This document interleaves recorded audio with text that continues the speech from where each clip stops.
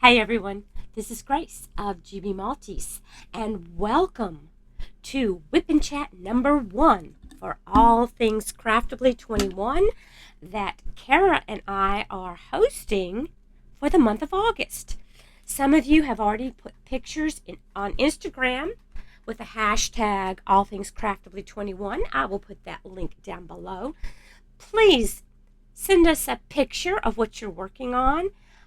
If you're not sure how to put it on Instagram, or if you don't have Instagram, I can post your picture in our little group that we have. Just send me your picture to my email address, which I always link below, gbmaltese86@gmail.com. Now, you're wondering, what are all these things sitting in front of me?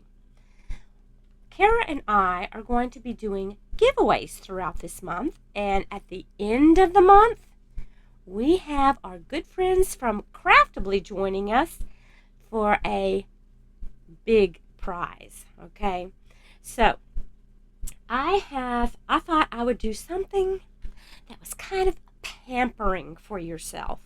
Who doesn't like to pamper themselves? So I'm going to show you the things that I have. First thing I'm going to show you is this gorgeous mug that I purchased from Craftably. And as you can see, I have mine, and I have my iced herbal tea in here that I will be drinking throughout my whip and chat to kind of wet my whistle.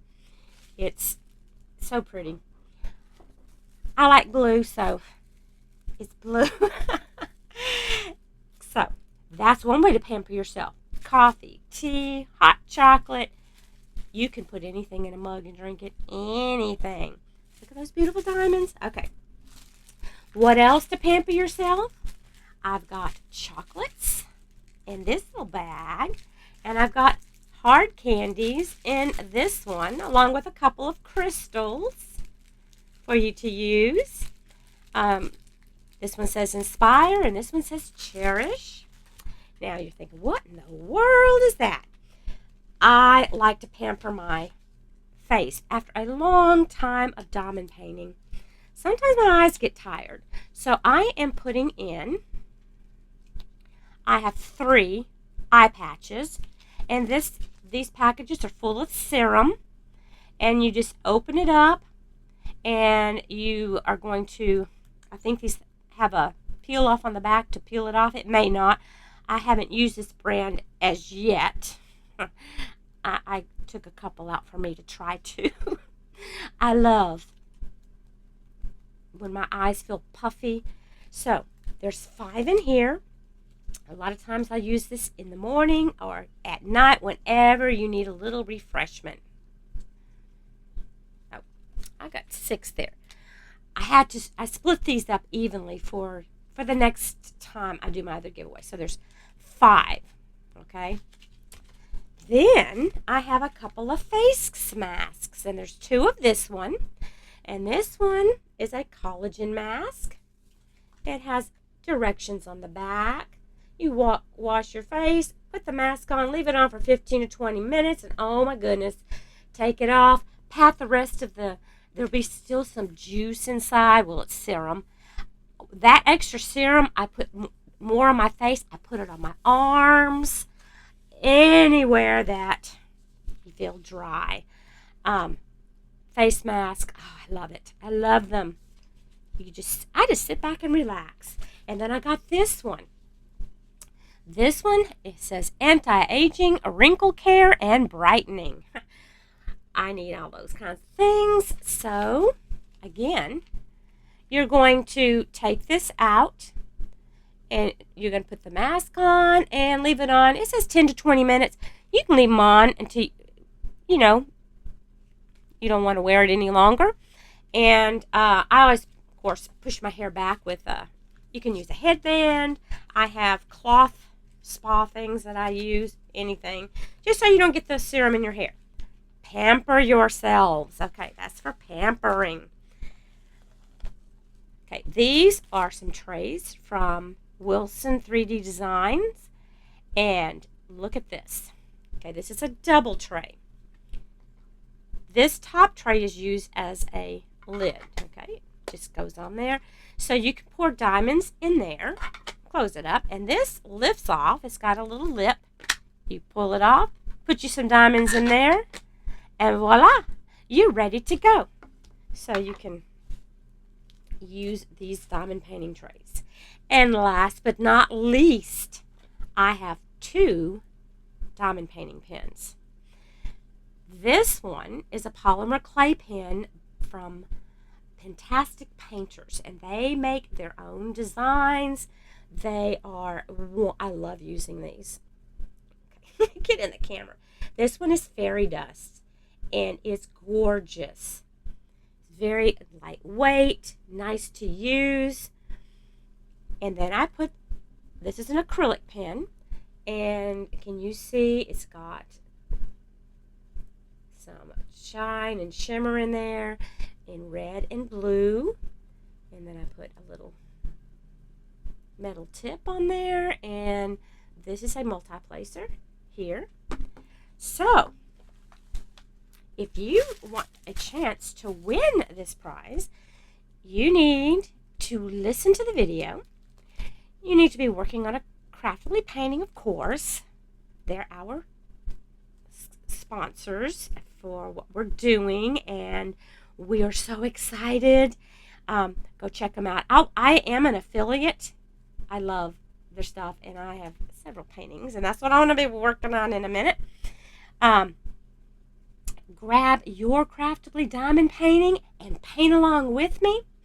Listen carefully, because somewhere in this little whip and chat, I'm going to tell you what to put in the comments below. Please do not mention this is a giveaway. I want people who actually watch the videos to know about. I'm not putting it in the title. So they would have to go in here and click on it to even see there's anything in here. And unless you're a diamond painter, most of this isn't going to pertain to a lot of people. Well, I'm going to tell you something. This helps me as a diamond painter feel really comfy and cozy. So let me move these things off of my table. Take a good look at all of that. And I will do the drawing next Wednesday during that whip and chat. So you'll have a week from today. Let me take a little sip. So good. Let me get my thing flipped over. I'll be right back. All right, I'm back, and my camera kind of goes crazy when I put something on here that's shiny, so I'm going to show you. This is what I'm working on. So I'm going to set this down, and let's see if I'm going to do this without it going crazy on me. What I'll do is I'll put that back like that. It's just too much shine all at once, I suppose. Oh, I'm working from the other end. I have done a little bit. I am working on the background first, just to get that part out of the way. I am using my new light pad that I talked about in my last video. I love this thing. This is the one I showed you that has, you can click to turn it off and on right here. So let me turn my light pad on. Oh, you know, it works better when it's plugged in. Sorry. I'm losing my mind today. Okay, I'm going to turn it on. There we go.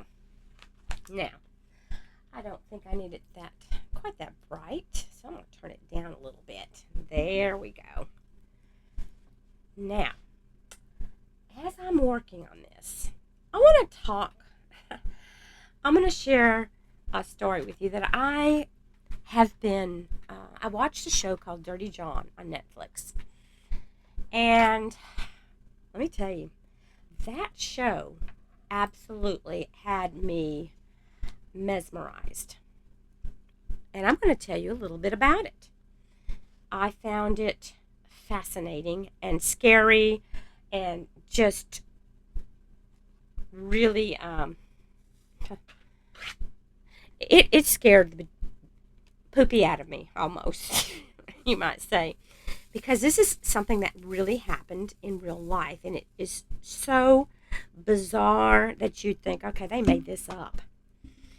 So let me tell you a little bit about it, and I have done a little bit of background checking on the people that are in the story.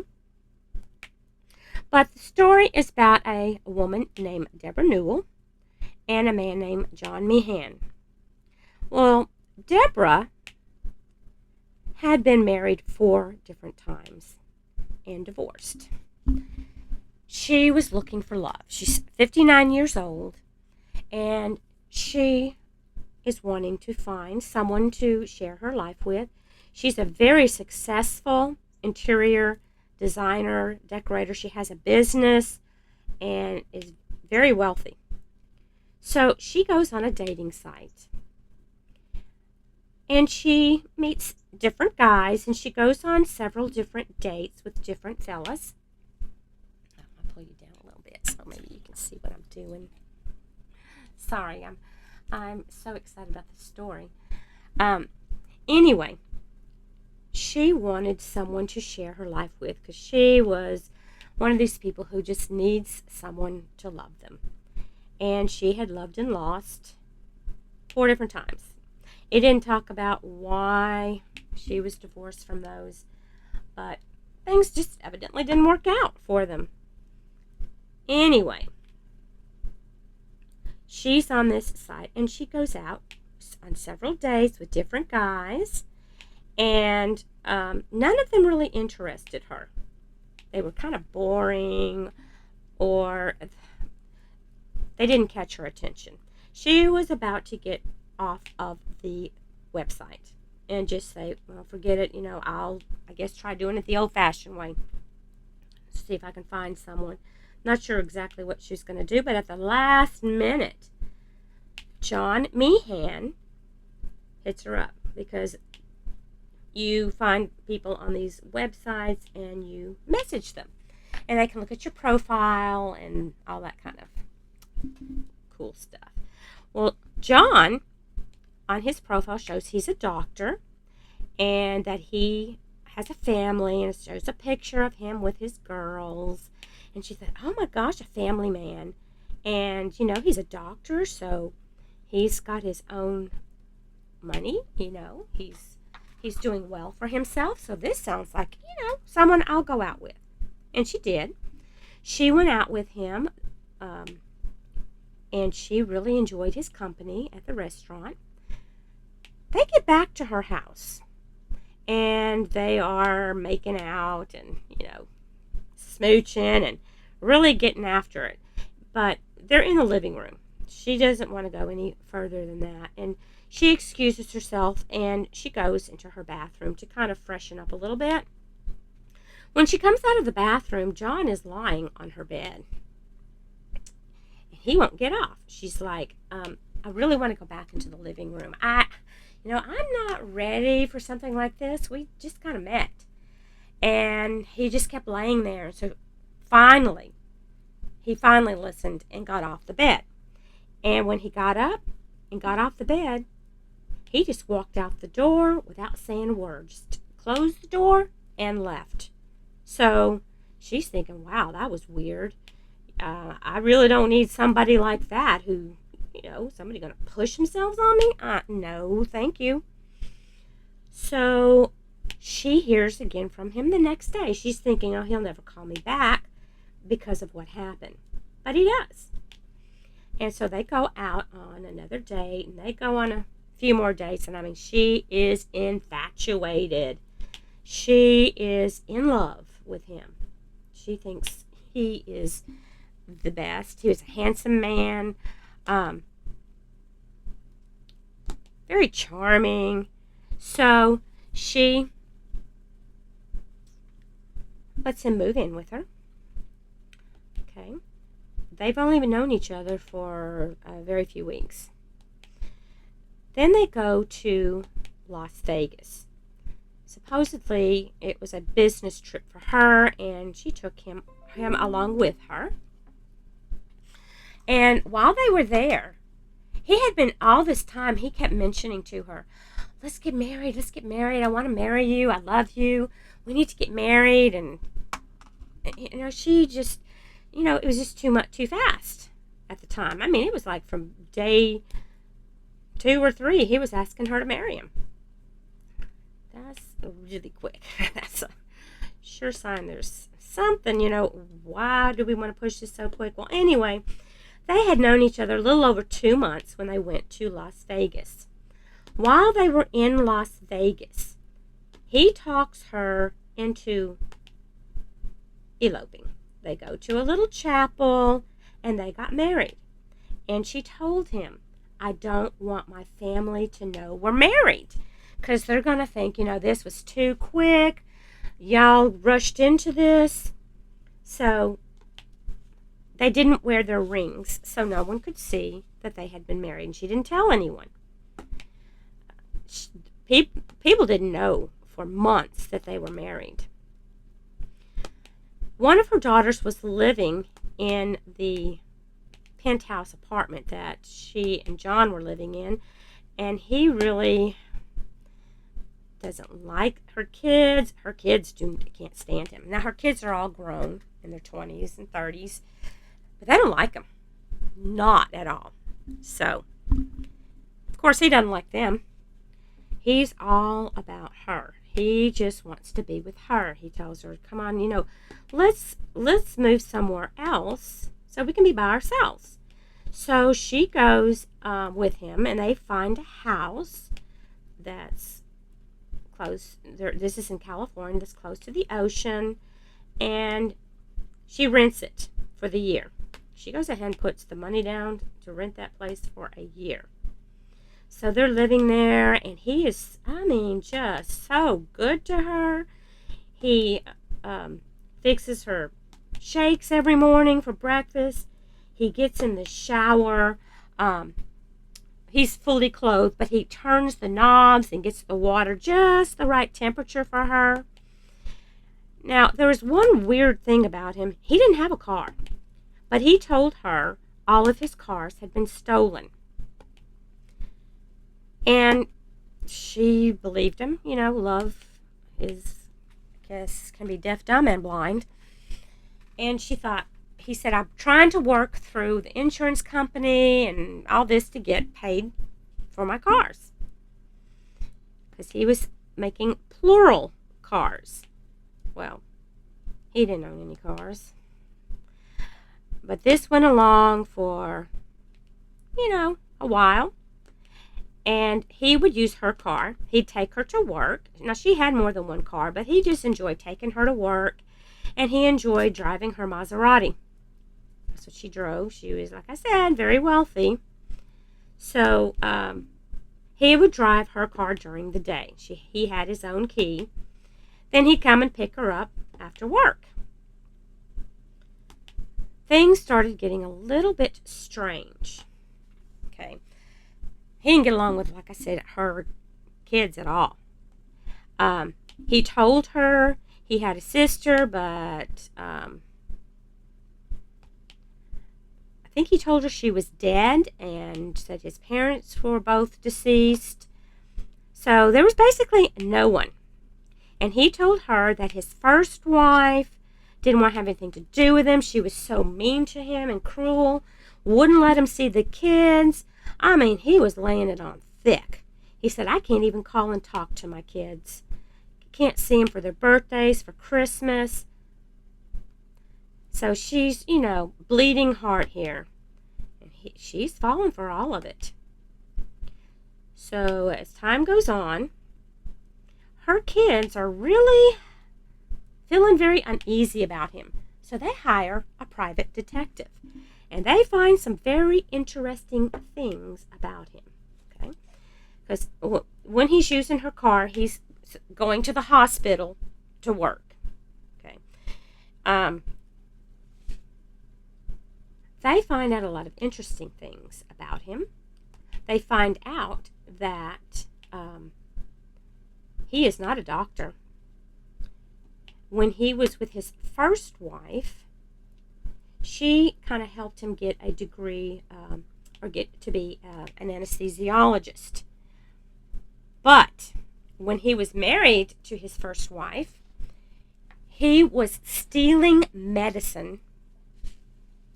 They would be doing an operation or whatever, and after the operation, he would do the care for the person who'd been operated on, and he'd ask them, "What is your pain level?" And they'd be in a lot of pain. And what he would do is he'd get the medicine out. He'd keep it for himself. He was stealing all kinds of medicine from the hospital, and he was abusing them. He was getting fentanyl, morphine, all sorts of things. All kinds of hydrocodone, I guess Oxycontin, whatever he could get his hands on. And he was a drug addict. And he had been turned in. His first wife, someone let her know that she saw him take drugs. She was watching outside the patient's window, and she saw him put the drugs in his back pocket. And we're talking about the needles, the bottles of morphine, fentanyl, whatever he could get. He was just taking them. Well, the first wife's friend saw this happen. So she calls and reports it. And she tells his wife. And the wife says, "Oh, you're kidding." And she said, "Well, it's probably a one-time thing." And she said, "There is no way that's a one-time thing." She said he did it so smoothly, didn't even bat an eye. She said, "You could tell he's been doing this for a while." And she said, "You better go check and see if he's got a stash at home." She runs home, because I've got 2 little kids. She runs home, is digging around in the house, and she finally finds it. He had stuck it. It was out in the garage. He had put it in, those little kitchens, little plastic kitchens you get for your kids when they're small. He had hid them in that. She opened it up, and all these drugs fell out. So she turns him in. He loses his license to be an anesthesiologist. He's not able to practice. I'm not sure exactly what all went into that. They weren't real clear. But not long after, they got a divorce. And he threatened her. He stalked his first wife. He was mad because she turned him in. When the police went to find drugs, well, of course, they weren't there. They couldn't do anything. They couldn't prove that he had them. So I'm not sure if he lost his license at that point, because when he's with Deborah, it does show him dressed as an anesthesiologist in the hospital, and it shows him stealing drugs. I don't know if those were back scenes, but anyway, he was a really hardcore drug addict. And then he was taking these drugs to someone, and they were selling them on the street. So the kids are finding these things out, and they're telling their mom, and she's not sure what to believe anymore. She starts getting a little bit worried. He's doing strange things. He's not as kind. He says ugly things to her now. He's a narcissist. He's a psychopath. Of course, she didn't know this. They can be very sweet and kind when they want to, when they're trying to get something out of you. So he was really trying to control her. He was on all of her bank accounts. He could get into the money. She had no life. He was basically, he'd taken over. So she decides she is going to leave him. And she gets her bag and she's going to pack up. And he said, "Go ahead, hit me." And she just stands there. He said, "Because if you do, I'll knock you down and I'll make sure you never get up again." Anyway, she leaves. They're working with a private detective, and she's seeing someone. She has to start wearing wigs and hiding out so he can't find her. Well, when she was getting ready to leave at this point, she's going back in. She hadn't actually gotten away as yet, because when she goes in there, he falls out in a whole lot of pain. She goes up there in the apartment, and he's laying on the ground, doubled over, just moaning. He really is hurting. So she calls an ambulance. They come and get him. From all of his drug abuse, he has a blockage in his intestines. And he's in the hospital for almost a month, or maybe more. But he's in there for a long time. In the meantime, she has moved out.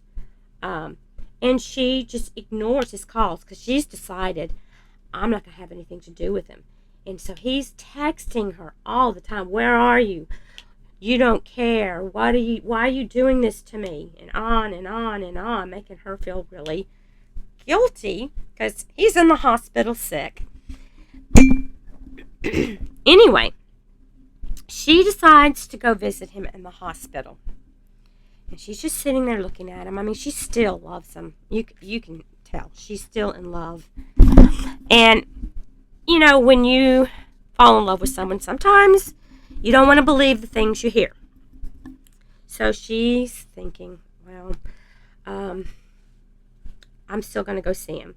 When he got out of the hospital, she took him to a motel room. And she told him he had to stay there. She wasn't letting him back in the apartment.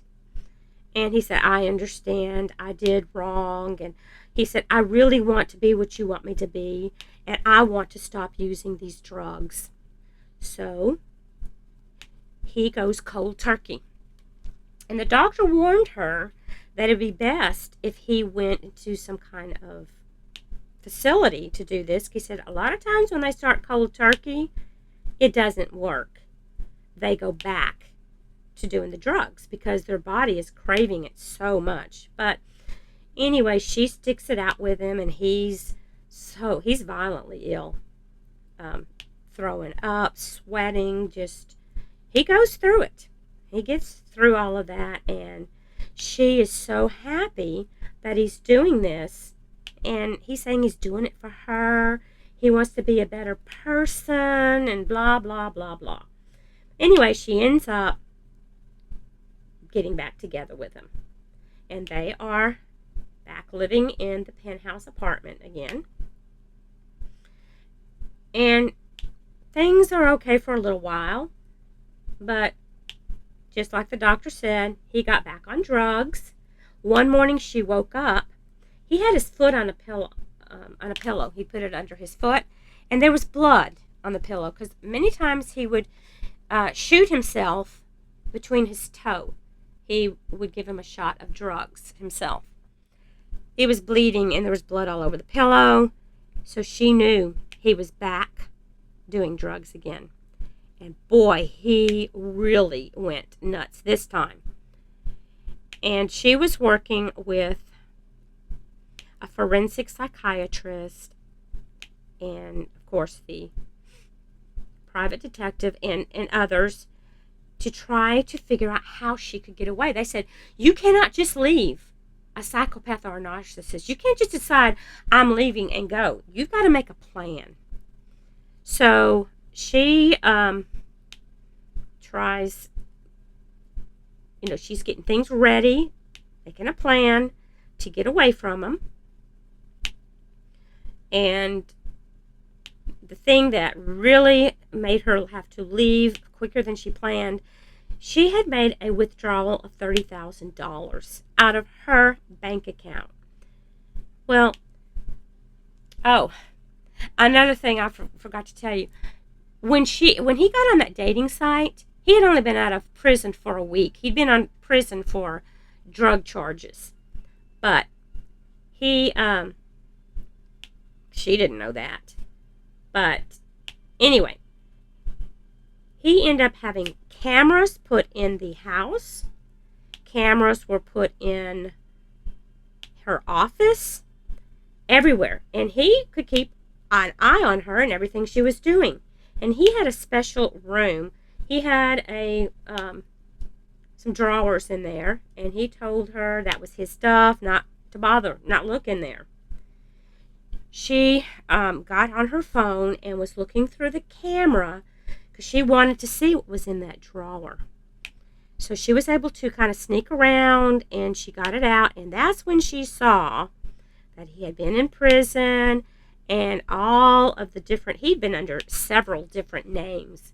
I mean, he was a con man. He'd conned many women in the past.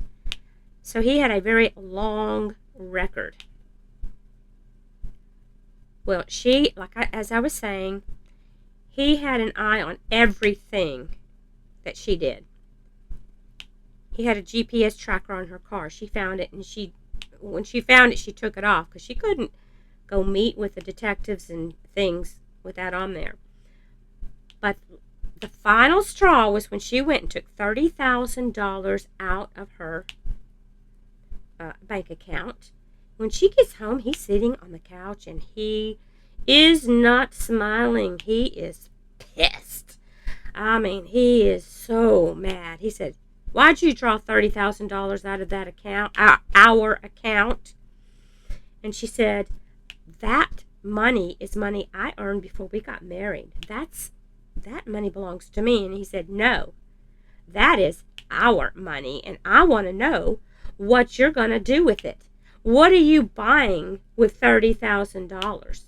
Well, of course, she's trying to get her freedom. She's got to have some money to get out of there. So she knows she's got to get out of there then at that point. So she finally gets away. She is wearing wigs everywhere she goes so that he can't recognize her. And she's meeting with the different people and her kids. And he is stalking all of them. He's got an eye on all of them and checking up on what they're doing.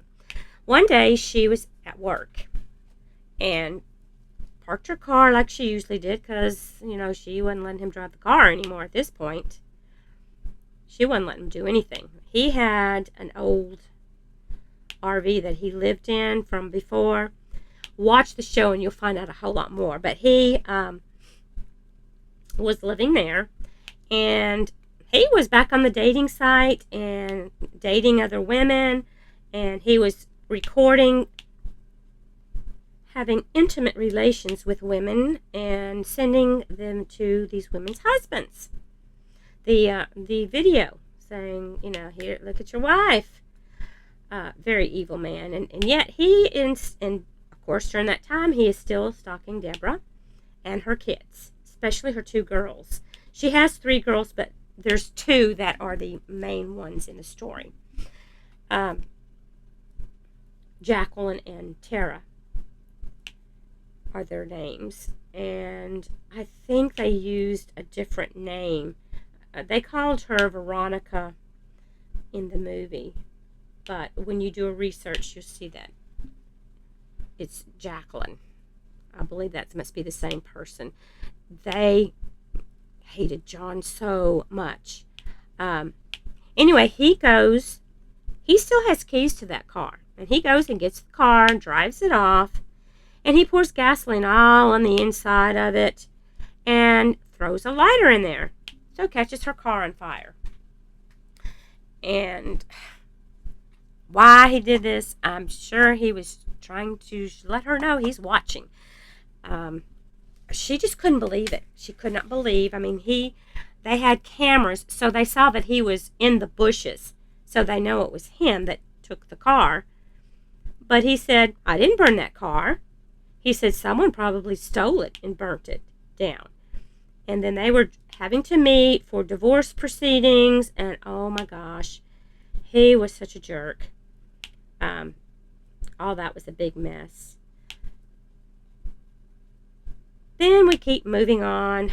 This Tara, the youngest daughter, said in one of the interviews that she didn't even know her mom had been married until they'd been married for a year. She had no idea they were married.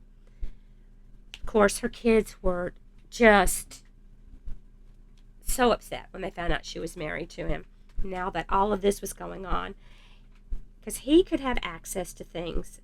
He was wanting everything in the divorce. He was making it hard, just doing all kinds of stuff. That she abused him, and just a bunch of crap. Anyway, going on, he's stalking all of them. He's, Veronica, she sees him sitting outside her apartment building, and she's like, oh my gosh. And she's in an Uber when this happens, and she asks the Uber guy to follow him, and they lose him, of course, and she heads straight over to the youngest sister, Tara's apartment, to see if she's okay.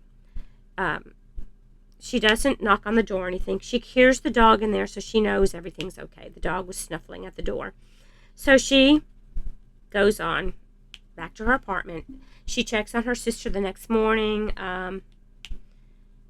Well, actually, no, she sat outside all night long watching that apartment. That's right. She was scared for her sister's life. They were scared for all their lives. So Tara, when she hears about that, she's just like, oh my gosh. They're just don't know what to do. So Tara works at a dog kennel. She grooms dogs. They board dogs there. And she had her dog with her. She'd take her dog. The dog looked like maybe an Australian Shepherd. It was rather large. Beautiful dog. And she takes her dog with her to work every day. Well, she and a friend were getting ready to go to a concert for that weekend. So she was so excited. And she was able to get off work a little bit early. She had to go back. She was going to have to go back to her apartment. So she drove into the parking lot. And when she got out with her and her dog, and she was holding a, maybe like a backpack purse or something, a big type purse. And John is there, and he grabs her. And he has a knife.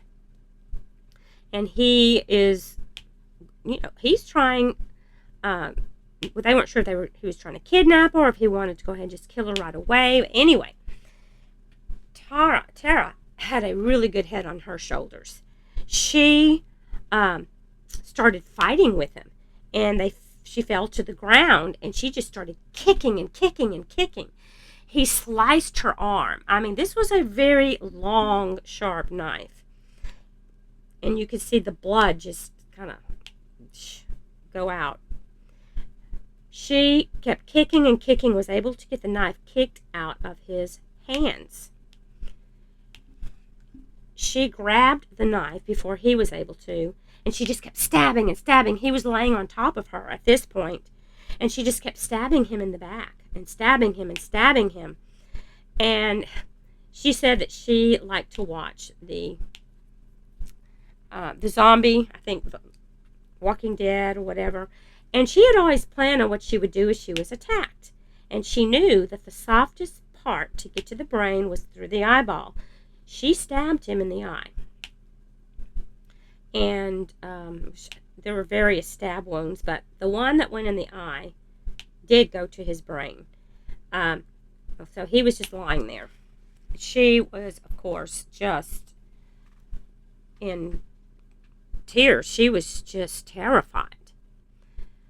Then people come out and try to help her.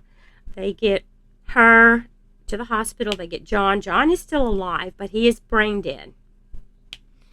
And at the hospital, they have to make a decision. The Deborah has to make a decision whether to pull the plug on him. They said, if we pull the plug, he will no longer be able to breathe. He's brain dead. That means he has no function at all. It's different than being in a vegetative state. Said he will not be able to breathe. Nothing. He's basically dead. There's no activity in the brain. She said, I just can't make that call. And they get a hold of John's sister, because yes, he had a sister that was alive. And she came, and he had been, oh my gosh, he was so cruel to her so many times. Watch the movie if you get a chance. It's a series, and you'll see more background.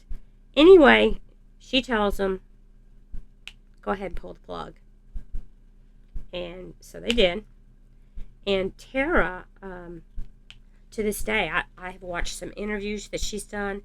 You know, she's suffering from PTSD, post-traumatic syndrome disorder.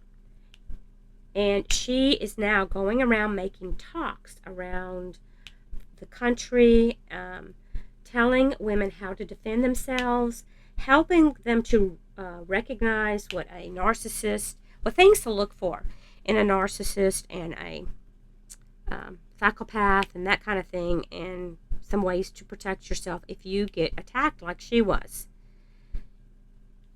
It's a miracle she's alive. But by the end of that movie, I was hating, really, it's not, you're not supposed to hate people, but let me tell you, that John, I was so glad when he got his comeuppance. That's terrible for me to say, but hey, he ain't gonna be able to hurt anyone else. He'd hurt many, many women in his life. So, I didn't feel bad for what happened. I was so happy Tara was okay. Very brave girl. Anyway, that is, I guess, the end where I'll stop talking about Dirty John. You can look up Dirty John. There's also a podcast that a man made before the series came out. I think there are 7 or 8 episodes in the series. It's on Netflix. It's called Dirty John. And there's also Dirty Betty. Season 1 is Dirty John. Season 2 is Dirty Betty. And I've watched that, and I'm going to watch it again, and I'm going to talk about that one maybe next time, because that was another one. Oh my gosh. That was a good one. Now, you're probably saying, okay, when are you going to get to what we're supposed to do for the giveaway? Well, I'm going to tell you right now. I would like for you to tell me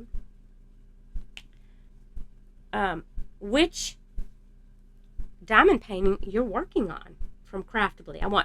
Tell me the name of the painting, and tell me who the artist is. It tells you on the sticker. Like, this is Puppy Crazed Petunia and Sheena Pike. And you can always go back and look on the site if you're not sure. But please be putting your pictures on Instagram. If you don't have Instagram, I can put it up for you. That way I can see what you're working on. And you can update once a week or every 2 weeks or whatever. And if you don't finish by the end of August, that's okay. I just want to see that you're working on one, because I love their paintings. So that's all you have to do. Just tell me which which Craftably diamond painting are you working on? And as you can see, I just showed you mine. Puppy Crazed Petunia. And Sheena Pike is the artist. They do pay their artists, so you don't have to worry about that. No stolen artwork here. If you haven't ordered one, they still have their white tube sale going on. I have an affiliate link that I'll put down below. You can get 15% off. You can't get them off on the white tube sale because you're saving 20% on that already. But if you buy some that they have in stock right now or a pre-order, put use my affiliate link and put GB Maltese 15 for the coupon code box, and you can say 15%. And I get a little bit from, helping them make a sale. It's not a lot, but a little bit. And the main thing is that you saving money. I love it that they allow the customers to save money on their paintings. They are so sweet. Tell me, how did you like the story, Dirty John? Do you like that kind of thing, me talking about that? Give me some input. Do you have a certain case that you have heard that you thought was really interesting? I love true crime. I've mentioned this in one of my videos before. My husband's going, "What are you doing, trying to find ways to get rid of me?" Well, no. But what makes a person do those things? And when you watch Dirty John, they do make a few backtracks into his past, and I just not gonna, don't have enough time to just talk about everything. I'd have to be on here forever. But tell me if I did a good enough job explaining. When I'm talking, sometimes I'm not sure if I've covered everything or not. I just get to diamond painting and just talking away. But I hope you're having a fabulous day. Take care. Don't forget to subscribe, like the video, and then answer what I told you in the comment in order to be part of the giveaway. Go check out Kara. She's doing her WIP and Chat every Wednesday also. I'll put a link to her channel down below. Love you guys. Take care. God bless. Talk to you soon. Bye.